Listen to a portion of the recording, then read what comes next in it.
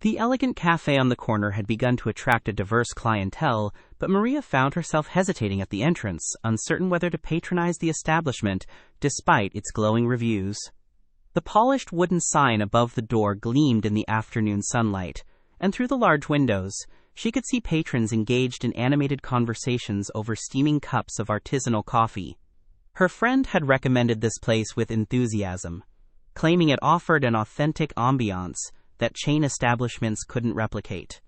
Maria finally gathered her courage and stepped inside, deciding to patronize the cafe, despite her initial reservations about fitting in among its seemingly sophisticated customers. The interior was a harmonious blend of rustic charm and contemporary design, with exposed brick walls adorned with local artwork and comfortable seating, arranged to foster both privacy and community. The aroma of freshly ground coffee beans and baked goods enveloped her senses, instantly making her feel welcome despite her previous apprehension. A barista with an elaborate mustache and vintage apron acknowledged her with a genuine smile, momentarily alleviating her concern about being judged.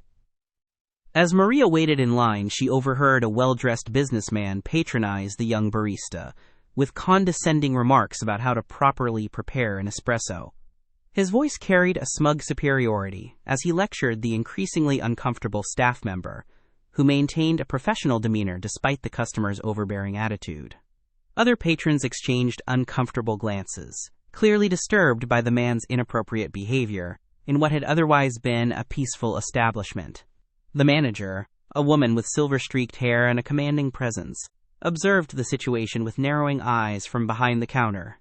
The manager approached with measured steps, her expression resolute as she refused to allow anyone to patronize her dedicated staff with such disrespect. "Sir, while we value your business, I must ask that you speak to our team with the same respect we endeavor to show all our customers," she stated firmly, her voice quiet but carrying undeniable authority. The businessman's face flushed with embarrassment as he became acutely aware of the silent attention from surrounding tables, his previous confidence visibly deflating under the collective disapproval. Maria watched this confrontation unfold with admiration for the manager's dignified defense of her employee. In the aftermath of the tense exchange, Maria decided to regularly patronize this cafe, not just for its exceptional coffee, but for the values it embodied.